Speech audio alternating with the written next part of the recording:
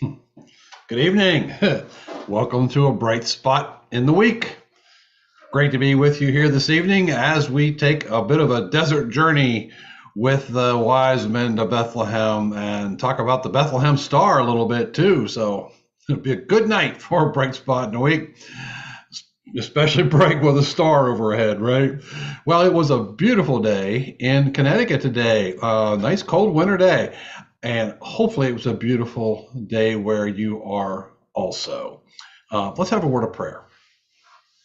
Lord, bless our journey this evening as we follow that star, as we go to where you lead us to reveal to us your truth. We pray that we will witness that and we'll experience that tonight ourselves. We ask for your blessing on us. We pray in Jesus' name.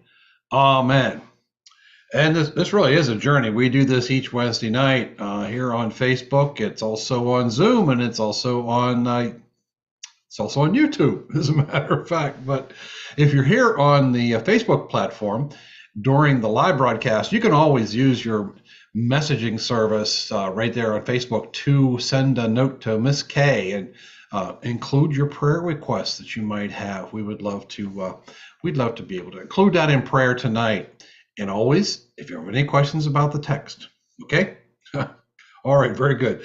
And also, just to say some things here are possibly coming up for Sunday. We're not sure right now, but as the weather forecast has been taking shape here over the last 24 hours, they're talking more and more likely that we're going to get a significant amount of snow this coming Saturday night, especially as you get up toward Killingworth, which is where the church is located.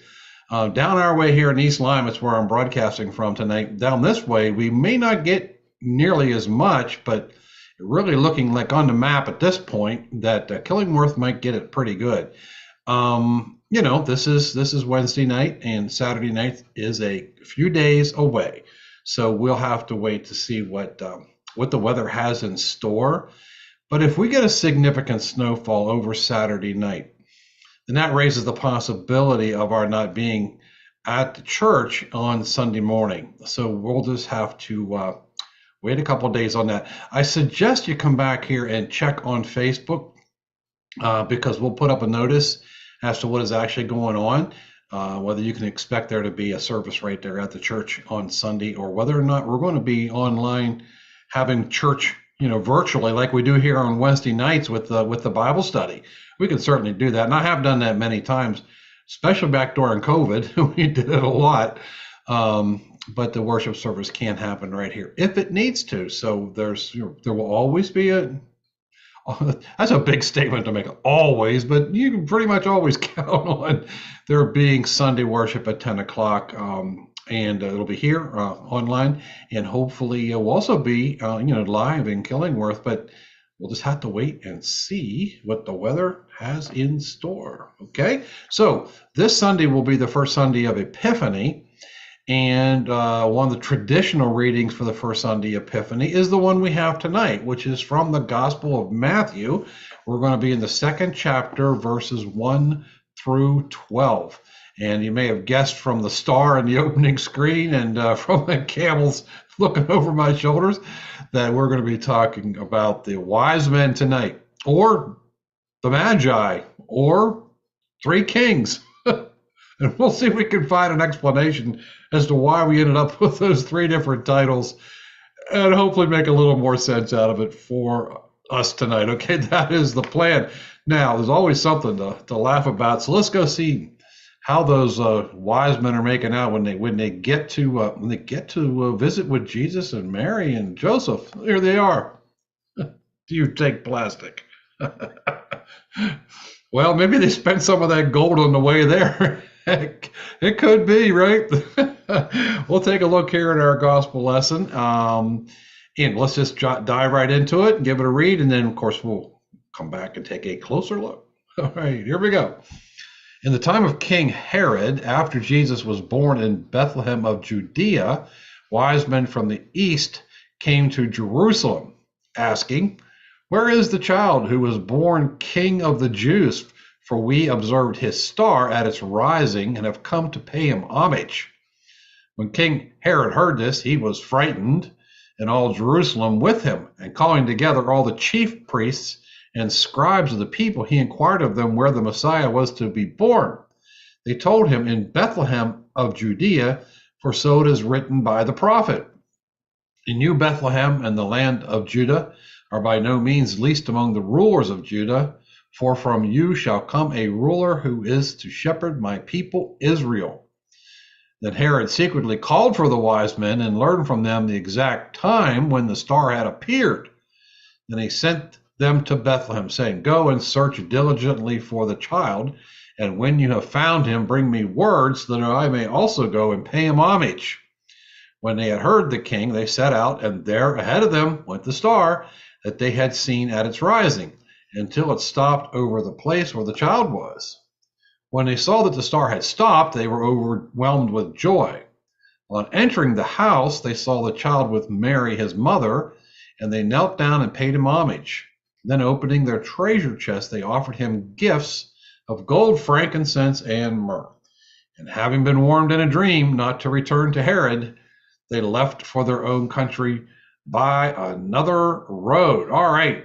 There's a ton of information in there that has, down through the ages, given us an image of what this event was like. And then it found its way into music and into movies and everything else. But almost every children's Christmas pageant, when the three kings show up, sometimes there's four kings, sometimes there's two. But when the kids show up with their crowns and everything at the stable in Bethlehem, right? Okay, well, we're going to talk about some of the details and what maybe perhaps more accurately happened, and how these traditions got started. Okay, and it is, of course, still got some reindeer here. Hot chocolate night. Okay, so in the time of King Herod, after Jesus was born in Bethlehem of Judea, wise men from the east came to Jerusalem. So there's a lot just in that opening verse. Time of King Herod is something, we can actually nail down because of knowing from records from back in those days when King Herod was actually in that role. He wasn't king in the sense that we might think of it. He was more like kind of like a governor, sort of, because you have to realize that in those days, the Roman Empire was the foreign occupying force. So, Bethlehem is in the middle, kind of, of the eastern part of the Roman Empire, and so no local dignitary is going to be the king. The king was Caesar, and he was worshipped as a god. And actually, it was required of all people of the Roman Empire to revere him as God, as a god. And so, he was the king. But there was this kind of weird relationship between the authority in Rome and the local dignitary that was actually Jewish, and that was Herod. And what they actually did was, he was a puppet of Rome, so to speak. So he could only operate as long as Rome allowed him. And there was an idea there with trying to control people in the more distant areas away from Rome itself, and that trying to find a balance between these local Jewish people and this foreign occupying force, and trying to keep things under control.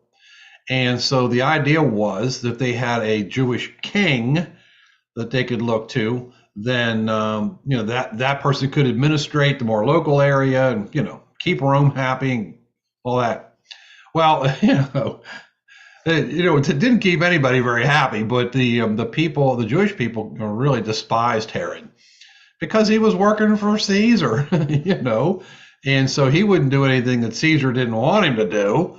And he does have a role here, of course, in the story, the early story of Jesus and the time of his birth. So you kind of can look at Roman records and figure out when this guy was actually in that position. So he was alive when Jesus was born, and he died like in something like 1 BC.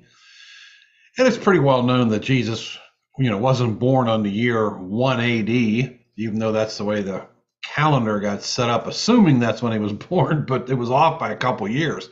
So it's pretty well understood that Jesus was born a couple years before that, during the tail end of the rule of Herod. So it helps to date things here a little bit. So he was born in Bethlehem, Judea, which we know that, of course, and we know the story of Mary and Joseph being required by Rome to late in her pregnancy to make that trip from Nazareth, about 100 miles, down to Bethlehem, to evidently be registered for a census, which would have been a tax thing.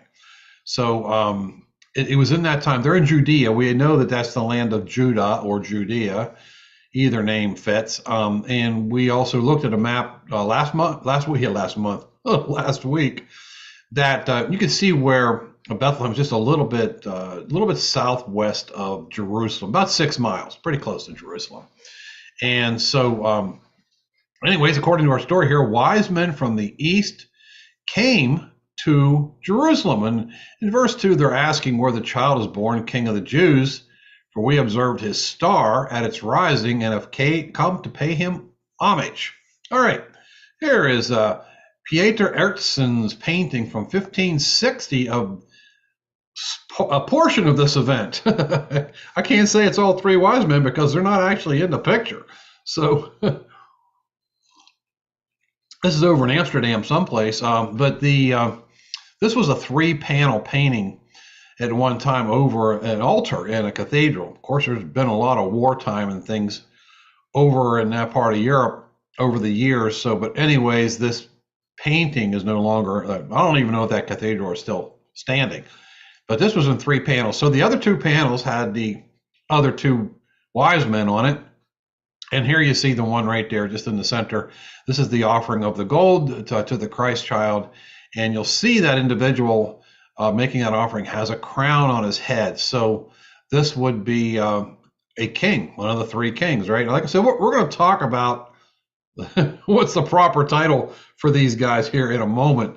But certainly one of the early traditions was that they were kings. And so that's why he's dressed the way he is. It's a very, very unusual painting. But like we've seen in some other paintings from the era, there is an attempt made to tell a larger story than what's depicted in the foreground. And so often we'll see elements pointing to other aspects of the life or the crucifixion of Jesus or the resurrection, even though we're looking at Jesus as an infant, as we are in this particular picture. Joseph, by the way, is the fellow in the red robe leaning over to our left and his right. Just beyond Mary there, in case you're wondering. But there's other figures in the background, evidently slaves back there. Looks like people who are not well, people who perhaps are infirm. So there's some question as to whether or not he's depicting people that Jesus would eventually minister to. But it's pretty well understood that there's like columns and things back behind the stable there, which are actually in ruins to some degree. And it is believed that that's David's temple from, like say, 1,000 years before Jesus, which the idea here is that Jesus is the fulfillment of the great prophecies, the return to the throne and a victorious throne of King David. And so those elements are also depicted in this painting. This particular artist, by the way, had a stunning style. You see how intense the colors are, and everything was done in a very formal, almost a contrived kind of fashion. You'll see that there is the shape of a triangle from Mary to Jesus to the king and back to the servant in the rear there. Joseph's leaning into one part of that triangle, and that is an intentional design to try to keep you focused on the subject of the painting, which is the baby Jesus. So there we go. Okay, so we're going to jumping back in here. Let's just do a little more talk here about who these personages are that supposedly traveled so far to get to where they got to, about following a star. So we're going to spend a little time just talking about that here, because let's just take a look. First of all, were they wise men? Were they magi? Or were they kings? Well, all 3 are popular in current culture here, and actually, you really can't go wrong with any of them. And here's the reason why. Well, let's go first with Magi, second on the list. When we often talk about wise men, and I already referred to them as wise men tonight, the Greek word that's used in the Gospel of Matthew, back in the original ancient Greek form, is magos. M-A, it's like a magi, magos, and that's the root of what eventually became the word magi. So if we want to be real biblical about it in the sense of being, accurate in terms of the writing of the Gospel of Matthew, the actual word that was used, then magi is the correct word to use. Why is Wiseman okay? Also, because Wiseman is really the English translation of that. That's why. And wise men and magi they really would have been synonymous. So the original word is magi or magos, and then as it gets translated, things like that, it turns into wise men. So either one of those is fine. Both good choices. Okay, so and you can see in very early writings from the 2nd century, right, way back, within like say 100 years of the birth of Jesus, that the people were commonly referring to him as Magos, and of course they were reading from Matthew's gospel, so that helped to further that understanding. But it wasn't long until this reference to kings also came up, and it found then a growing tradition around that. And the reason is in large part to this quote from Isaiah chapter 60, 1 through 3, and then verse 6. And so we're going back into the Old Testament. Remember, Matthew's in the New Testament. We're going back into the Old Testament for this prophecy. It goes like this. Arise, shine, for your light has come, and the glory of the Lord has risen upon you. For darkness shall cover the earth, and thick darkness the peoples. But the Lord will arise upon you, and his glory will appear over you. Nations shall come to your light, and kings to the brightness of your dawn. A multitude of camels shall cover you, the young camels of Midian and Ephah. All those from Sheba shall come. They shall bring gold and frankincense, and shall proclaim the praise of the Lord. Well, there are some rather uncanny parallels right there, aren't there? Of course there are. And so that raises the question, when the writer of the Gospel of Matthew was writing, did he attempt to provide an accurate account of a historical event when Magi came from a distant land and visited the Christ child? Or was he reflecting or trying to find a way to integrate this prophecy from the book of Isaiah, which a lot of the Christmas prophecies that we think of at Christmas time come from Isaiah? Was he trying to integrate these things together into the narrative of the birth of Jesus? Now, we have no way of knowing the answer to that, but there is certainly a really amazing parallel here with this prophecy from Isaiah, and then some of the events and things around the Magi. So perhaps one of the things we do when we try to figure out in the Gospels what stories, what teachings, what healings, what things are most accurate, most reliable to look at from this great distance of 20 centuries, and to try to discern what is close to what was originally written. What did Jesus really say? And it's not an easy task, and it's not even a possible task in some ways, because so much time has transpired and translations happen and things like that, and we don't have the original writings of those authors. But one of the things you look at is repetition. So and you've heard me say this many times, but the first story about Jesus that is repeated in all 4 Gospels is not his birth, it is his baptism. And we're going to talk about that probably in another week or so. So, that because of that story being covered 4 times in 4 very different ways from 4 very different Gospels, it leads a lot of credence to it being an historical event. Now, the stories of Christmas are only found in Matthew and in Luke, and they're not all the same. So the story here of the wise men from the 2nd chapter, from Matthew rather, the story. It's only found in Matthew. This is it. This is unique to the tradition of Matthew. Also unique to the tradition of Matthew is the story about Jesus going to the temple with his parents when he was 12 years old. We don't find it anywhere else. Mark doesn't cover Christmas, and John does not cover Christmas. So, and then, things like the Magnificat, for instance, in the Gospel of Luke, unique to that gospel. The story about, Simeon and, Zechariah and Elizabeth, unique to that particular gospel. So when we see this, it doesn't mean that it didn't happen.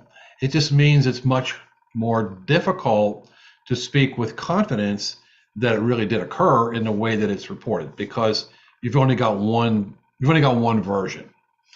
And also, these other versions of the Gospels, Mark and John, just didn't include any of that. So there is some question as to why that is. And evidently that wasn't important to them. That doesn't mean you hadn't heard the stories, but they didn't include them. Another thing is, we know that the writer of the Gospel of Matthew, for instance, and also Luke, they had access to the Gospel of Mark. We can see elements in there that they had actually read the Gospel of Mark. So even though they read that form where it begins in the baptism of Jesus, they had these birth stories that they really wanted to share. Came through their churches, came through their tradition. And but again, as we're trying to figure out, the accuracy of something as best as we can from this great distance, we're often looking for things that are repeated. And so this just substantiates, right, from a couple different perspectives. So we just bear that in mind. But the very close reference here to Isaiah certainly could have had an impact, reasonably could have had an impact on the way in which Matthew told the story about the birth of Jesus and the events around it. Now, we're going back up here again. We're going to go back and forth and jump back and forth, because there's a lot of information that comes very quickly here at the beginning of this story. So we talked about the wise men, magi, or kings, those possibilities. And but let's also talk about the star, because there is this remarkable beginning to the story here from verse 2 about this observation that they made in the sky, a celestial observation. And it raised the question about a king of the Jews. And they talk about its rising. And anyways, and that they had traveled. The star they saw, they came from the east, but the star they saw was in the west. And so their journey took them from, one part of the world to the other. And let's just take a look at that here as to what the, let's take a look first of all, perhaps at what they were looking at. All right, let's go with that. Now, there's a lot of theories about what could possibly have been in the sky that would have excited some magi enough that they would want to set out on a long trek. And I forget how far it was, but it took a couple months of travel, by the way. So good distance. What would inspire them to the point of wanting to leave the comforts of home and then go out across what probably for them was unknown territory? And of course, you gotta remember back in those days, everybody thought the earth was flat. So they were thinking that they saw something in the sky. They could just, walk over there, journey far enough. They're going to end up where that thing is. I mean, that's just an ancient understanding of how things work, which we know a little differently now. But magi were astrologers. That was one of the things that magi did. And they were keen observers of things they saw in the sky, particularly at night. And they believed that based on the way things happened in the sky, the way patterns were exhibited, and the way things moved around, it seemed to them in a different way, that these things had divine ramifications, that they were looking at things that were gods or powers. And they looked at it as, maybe something can foretell future events, such as the birth of a king, for instance. And so this is what astrologers did. And they were turned to by, dignitaries, by kings, and looked for advice from them help make decisions about which way to take things in whatever country, nation they happen to be in. So these fellows were looking up at the sky, and they saw something that happened up there, enough to make them want to travel toward the west. There are different ideas about what that might be. So the thing right directly above my head, that's called a conjunction. And in particular, the conjunction you're looking at there is between Venus and Jupiter. And so it's two planets, not stars, but people in ancient times didn't know there were planets. And so for them, a light in the sky, other than the moon and the sun, would have been a star. So if two planets you could see at the naked eye happened to be, behaving in a unique kind of way, well, then they thought the stars were behaving that way. Because you see over my other shoulder, over there, the constellation Aries, they realized that there were patterns of stars in the sky that, didn't move, except together seasonally. They didn't understand things like the Earth, rotating or revolving around the sun, or moving on its axis or anything like that. They didn't know about that, but they could see things behaved a certain way in the sky. And like I said, for them, they had all kind of religious significance and significance in terms of their crops and whatnot. So the planets behave differently than stars. And we know that, and we know why that is, right? Of course, but they didn't know that. So when they saw certain things in the sky that took a different course, then for them that was really significant. And if it so happened that the course of these other lighted bodies brought them together at a point, what we would call convergence, then that was super exciting. Now, there were a number of these convergences that happened between BC 7 and BC 1, so during that time of Herod, and a few years before, before 1 AD, during that period of time when Jesus was born, there were several of these. I think there are like 7 of them that happened. And, why one would be more significant than another is left to folks to argue about, but these things did happen. So the convergence of Venus and Jupiter is particularly bright, and they actually were so close together, I think around 2 BC, somewhere in there, 2 or 3. They were so close together that they looked like a single body, and they would have looked exceptionally bright in the sky. So there are a lot of people, even scientists, who think that particular convergence of planets was what the Magi were seeing. They would have known, by the way, that there was going to be a convergence because they mapped the sky. They had illustrations and things. They had studied the stars and studied the planets. They didn't know they're planets, but they studied them. And so they knew that this convergence was going to happen.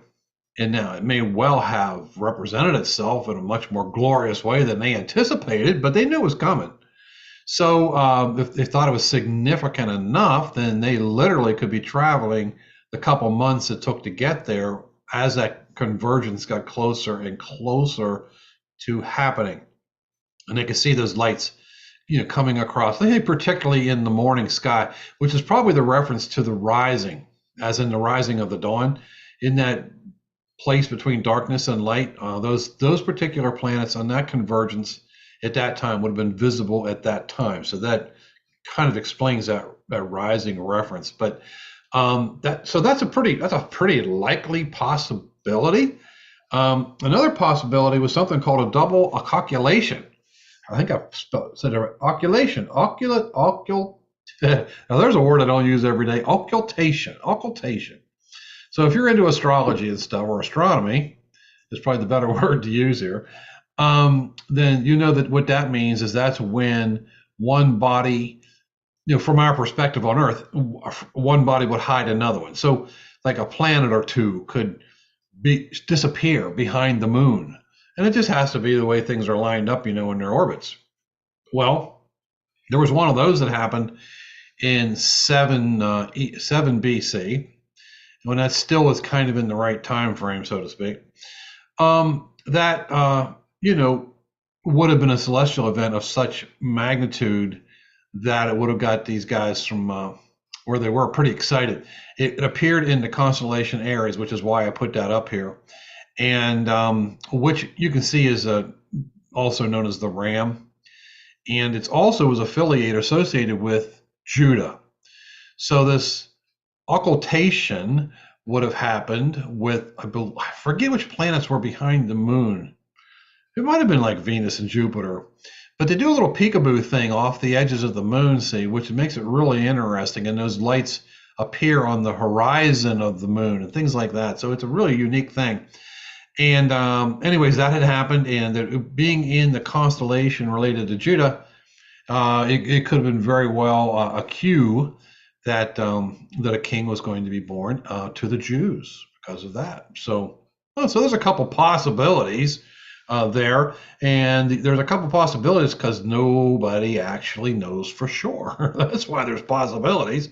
But it evidently something sparked that story, and it could very well have been an honest to goodness celestial event that people were witnessing. We look at these things differently because we look from the perspective of science. But in the day before they had an understanding of science, they looked at these things as divine, the powers of the gods, or the power of God, foretelling the future, bringing up the possibility of a new king, all these kinds of things. They just looked at those things very differently than what we do. Now, I interchanged the words there, astrology and astronomy. And if you're an astronomer, you probably didn't appreciate that. But astrology is a continuing discipline, so to speak, as people try to use the stars to predict things, right? You can look up your horoscope online, right? And so that's still an ongoing practice today. So, and of course, astronomy leads more into the scientific aspects of that, okay? So as we're talking about these magi traveling from where they were to where they ended up, the map kind of looks like this. And in fact, it might be that they came from a little bit further to the east than even what this map indicates. Because you see in here Iraq and Syria and Jordan, places, modern names, right? Actually, some of those are very, very ancient names. But like right behind my head would be where modern day Iran is. And it is well accepted that these individuals were Persian. And so that being the case, there's a pretty good chance they actually came from the area of Iran. And but you'll see where the map begins there, right off my right ear. There's two blue squiggly lines going kind of to the north and to the west. That's the Tigris and Euphrates rivers. And so a lot of the ancient civilizations, say Babylon, I don't think Babylon's on the map there, but where that dot is right there, that would have been Babylon. And so these ancient civilizations, it made sense. They grew up on major water courses because a lot of that land over there is pretty arid, and people really needed to be near the water to survive. So, and you could see how that journey is believed to have been. This doesn't come from the Bible. This is some conjecture here, but believed to have gone up along the Tigris-Euphrates River Valley, and then arced across through the northern portion there into up in Syria, and then dropped down into, and there's that old Dead Sea over there, and there's the Sea of Galilee right above it. You can see it close to the Mediterranean, not too far from the word Palestine there. So, and then drop down in there. Now, the reason that they would most likely travel that way and didn't go due west, straight across the desert there, is because they would have been out of their minds to try that because not much water. And there is no reference in the Bible to them having camels, unless you kind of pick up on that herd of camels thing from the book of Isaiah. That's about as close as we can get. But, whatever animals they had, and certainly they had to take care of themselves, to avoid traveling across the desolate desert would have been a smart thing to do. And so the major ways that people traveled was, along the water courses. So if they could have gone up along that branch there and had plenty of sustenance as they went up through there, and then cut across from Syria and drop on down.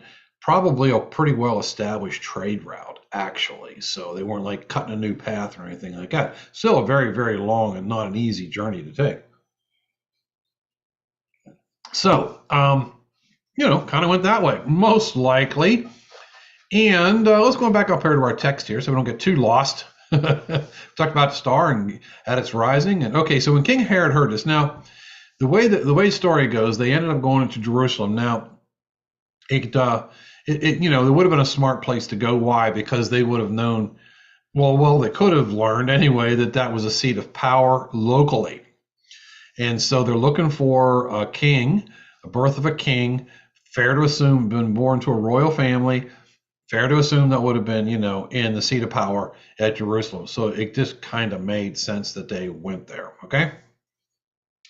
And when they get there, King Herod is all frightened. And all of Jerusalem, which is probably an exaggeration, but the idea was that a whole lot of people were upset. And it's like, why would they be so upset if they got this great news, Jesus is born in Bethlehem? Well, they didn't know that yet specifically, but you know what I'm saying, that why would Herod be frightened of a baby, and why would supposedly everybody, be so upset in Jerusalem? Well, they went to the seat of power, and the news that they took with them was that somebody else was going to take his place. That's why that was a threat. And it might have something also to do, I think, with these people showing up that were from a foreign land who had the wherewithal to make a very dangerous journey. Undoubtedly brought an entourage with them. So when they came into town, that probably was quite a sight to behold. They came from Persia, which is, there would have been a different language. So I don't even know how they were able to communicate, to tell you the truth. And they had come through some extremely, extremely dangerous and difficult land. Just quickly take a look there. From where Iran is today, up the area of Babylon, up through where Iraq is today, across. Now, Syria is an ancient name, and Syria was there at the time, roughly. And down to the area of Palestine, which we come to know as Israel, and actually, the land of the Palestinians, right? So this is kind of a modern map, by the way, that's made to look old. But it doesn't change the way the journey went. But back in the day when they went, they would have gone through several different countries. And not only would they gone through a couple of different, maybe countries somewhat similar to what they knew, but they also ended up in the Roman Empire. So about halfway through the trip, they wouldn't run into the Roman Empire. So these people had to travel through some pretty dangerous territory and unpredictable, and how they were able to get passage and make this journey and get to where they needed to go. So it's kind of helpful to look at this map the way it's made because of it having a contemporary countries on it.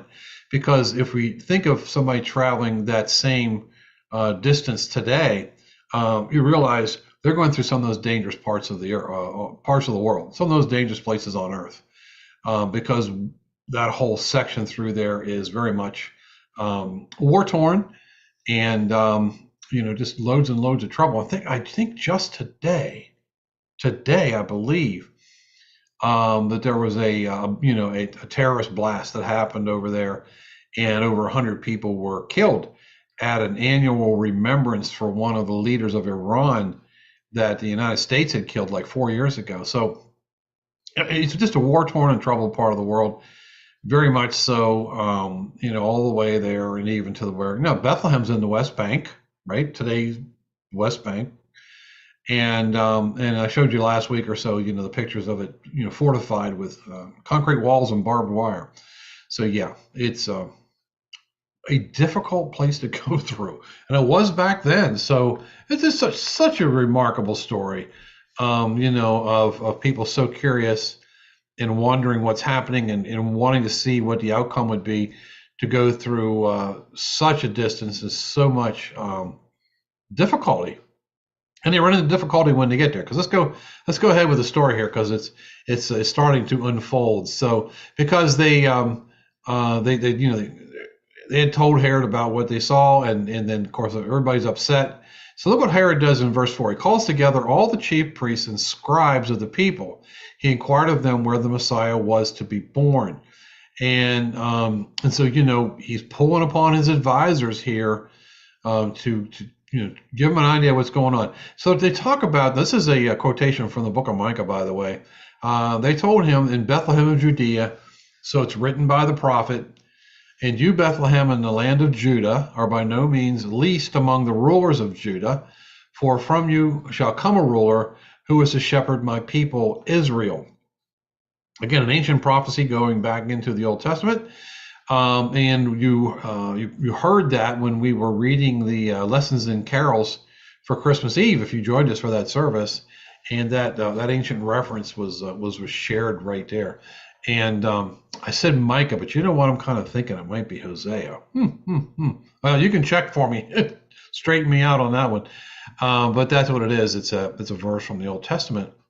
And so the scribes and the Pharisees, well, they could have well been, but the priests and the scribes were telling Herod, yeah, we know this prophecy, and this is where this is likely going to be. And so Herod calls secretly for the wise men and learns from them the exact time when the star appeared. So he's trying to figure out, the reason for this is he's trying to figure out when the child was born. Because if the idea was the child was born when they held this amazing celestial event, well, then he was trying to figure out how old is this kid, and because we know later on in the story how Herod is, there's this massacre of the male babies from 2 years of age and down, and that's because he had calculated, as far as he could tell, how much time had elapsed, and he was trying to eliminate the possibility of that king, right? Anyways, he sends him to Bethlehem, and this is where things get a little sneaky. Go and search diligently for the child, and when you have found him, bring me word, so that I may also go and pay him homage. And which is a big lie. And when they had heard the king, they set out, and there ahead of them went the star that they had seen at its rising, until it stopped over the place where the child was. Well, what do we know about stars? They don't do that, right? And so did the final convergence happen at that moment? When they're in Jerusalem, they're still a little bit east of Bethlehem. So, technically speaking, they would still go mostly south for 6 miles, but a little bit west. But looking over that way in the sky, the convergence may have hit its climax at that moment. I mean, I'm just guessing here, but, as the way the story goes, they were satisfied that it pointed to the right spot, right? And let's go on down here to our last page in our reading here. I'm right down here. When they saw that the star had stopped, they were overwhelmed with joy. Now, look at this, verse 11, on entering the house. Okay, well, that's not a stable. And it's okay that we portray it, for our children's pageants, with everybody gathered happily around the manger scene. But actually, the way the story is told in the Gospel of Matthew, they didn't show up until the Holy Family was in a house. In fact, there's no mention of Joseph here. Look at this. They saw the child and Mary, his mother. So Joseph he probably went for pizza or something, but he wasn't there. Or he just wasn't mentioned. But they're in a house. So last week we had the lesson about the Holy Family going to the temple, meeting Simeon and Anna as they presented Jesus at the temple, and they offered the sacrifice for purification, and all that happened. Okay, that was 6 weeks after the birth of Jesus. And we know that they made the offering of the poor, the 2 turtle doves. And so they hadn't received any gold yet. That's my theory. They haven't received the gold yet. But, as you read the story as Matthew tells it, the wise men didn't come to the stable anyway. It came after the family had stuck around long enough to end up in a house. Maybe the house of a relative, maybe a rental. Who knows what it was, but they were in a house. And they saw the child with Mary, his mother, and they knelt down and paid him homage. Then, opening their treasure chest. Before we get to treasure chests, which will be interesting in itself, they are bowing down in homage, which means in respect and in adoration of the one that they, as the story goes, are considering the king of the Jews. Here's the interesting thing about that. These guys are from Persia. They're not Jewish. They are pagan. So these are Gentile people, non-Jewish people, going way, way out of their way through very dangerous territory, following a celestial event, and ending up here with a Jewish family, and they are paying homage to him, a Jewish future king. So, it's no small thing here that the writer of the book of Matthew is giving us a window, a very big window, into what the ministry of Jesus is going to be from this point forward as he grows up and becomes a man and is known as the Messiah. So it's going to be, in a big way, outreach to the Gentile people.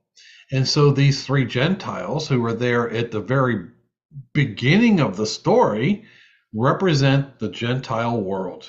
And maybe that's really the main point of telling this story in the first place, is to say that the light of God, the celestial event that tells of the birth of a king, but that's not just a Jewish event, that's an event for the whole world, not just for some, but for the whole world. And these first three Gentile people are right there and sharing gifts and bowing down to this king. So it's quite a remarkable image there. Now, they opened a treasure chest and they offered him gifts of gold, frankincense, and myrrh. So the idea that there were three kings is not from the Bible. It is from the three gifts. And so there could have been 10 of them, but they only brought three gifts. There could have been two, but that's we as in those who have told the story down through millennia, have made the assumption that these magi was one magi per gift, and we don't actually know that, but you can really pretty much thank the writer of the song or the hymn, "We Three Kings," for that in a big way, because in that particular hymn, it came from back in the middle of the 19th century, and it was written by John Hopkins. It sounds like a hospital in Baltimore, but John Hopkins in the mid 19th century. And as he tells the narrative through the Christmas carol, we get a lot of those details and things assembled in a way that we have accepted. And so that song had a big influence on the way we think about it and the way we look at it. But nonetheless, and those three gifts show up in that song: gold, frankincense, and myrrh. Well, let's just take a look at those three things just for a moment here. And there they are. You can see some misty stuff coming off of the frankincense. That's because it is a very aromatic, right? And the gold down there on the bottom, and then myrrh is kind of lumpy, looking red and brown over there. But these were things that were fragrant, and the myrrh was really, they extracted an oil out of the myrrh, so they may have actually given him the oil of myrrh. Quite likely. These different things represented, well, for Christians looking backwards, and we do that a lot, Christian tradition has looked at these three gifts as representing Jesus and his future life and different aspects of the different gifts related to things he did. And, some of that's a bit of a stretch, but, that's what we do as people of faith sometimes. We look back through that and try to put it all together. The gold was definitely related to the royalty, but the myrrh is interesting because that was also a burial spice. And so some think that, the myrrh was there as a, foreshadowing his death on the cross. Matthew doesn't go there, doesn't say that, but that is the way, from the perspective of faith and assumptions, try to figure out what that's about. But it turns out that these three things together as a combined gift was pretty standard fare for gifts to the royalty. So if certain group of priests or whatever lesser dignitaries would go to the king and provide a gift, this was kind of on the what do they call when you get married? Oh, the wedding registry. That's it. This is kind of the king registry. This is the kind of stuff kings wanted.